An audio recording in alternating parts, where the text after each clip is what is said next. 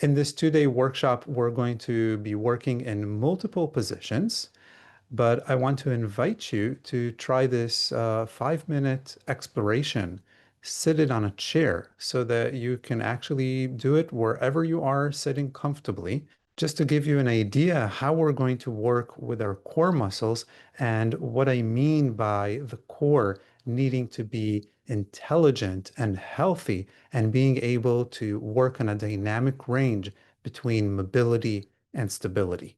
Come and sit at the forward edge of the seat of your chair with your feet resting on the floor and your hands resting on your lap. And do a very simple movement. Round your back a little bit backwards as you lower your head and fold yourself a little bit forward and down. And then bring yourself back up to a more vertical aligned position. And just do that simple movement a few times back and forth, rocking your pelvis a little bit backwards, rounding your lower back backwards as you lower your head, fold your chest, allow your shoulders to round and come forward and down, and then slowly erect yourself back up. And notice an interesting thing. How do you come back up without effort, without pushing yourself? Are you able to find a way in which you rise back upwards with lightness and feeling your own length? When you rise up, you become longer. And when you fold and round your back, you become smaller and shorter. And for this rising upwards, you need to activate your back muscles and to work in a very coordinated way between your pelvis and your chest. But you also need to be able to ease the tone in the muscles of your back and to allow your lower back to round and be flexible. So the efficiency of both directions is very essential.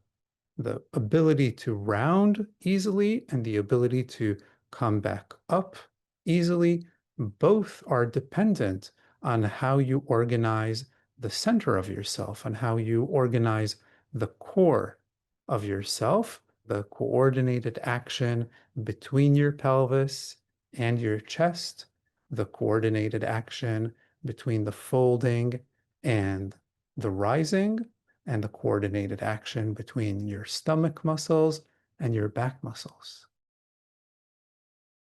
And then stay for a moment in the upright position.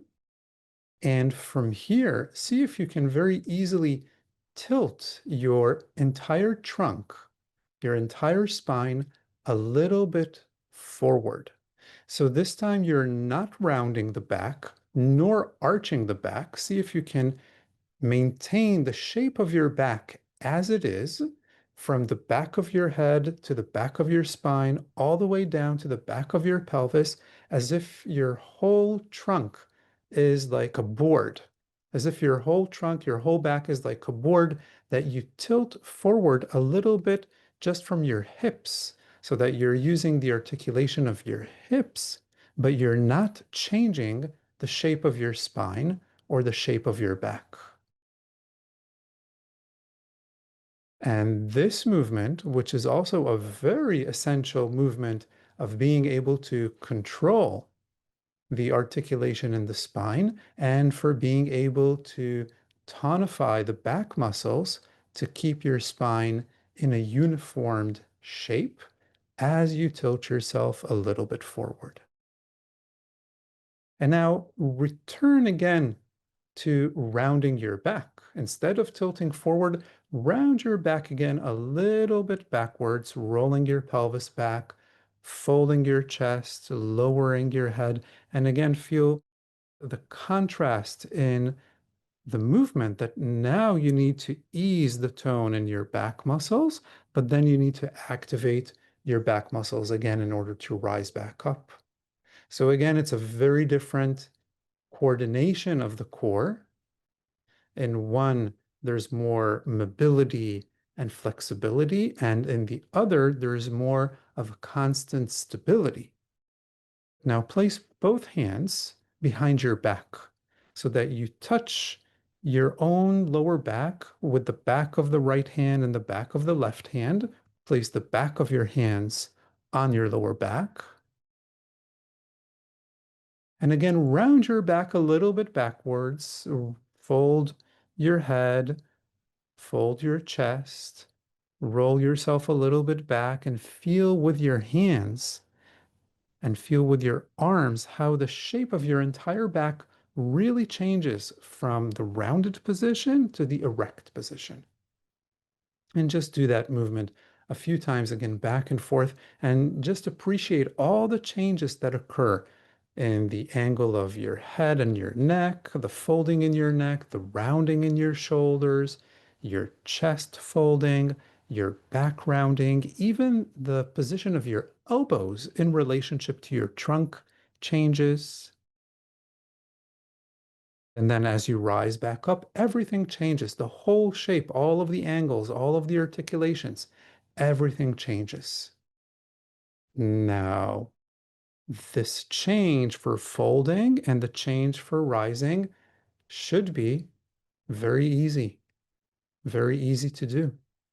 And that ease is dependent on your ability to use your core, to have mobility in your core and being able to change and fluctuate from folding to arching, from folding to rising. Good. Now stay again in the more erect position. And now without changing the shape of your back at all, tilt your entire trunk a little bit forward. So the only thing that changes is the angle in the hip joints, but the shape of your lower back doesn't change. Even try to feel that the angle of your head to your neck doesn't change. Even try to maintain the shape of your arms to your trunk and the position of your elbows to your trunk so that they don't change.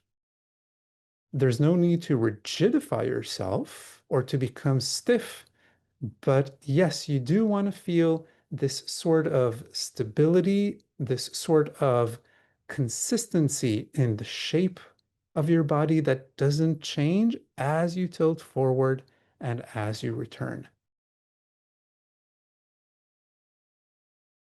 And then again, return to sitting upright and round your back and erect your back.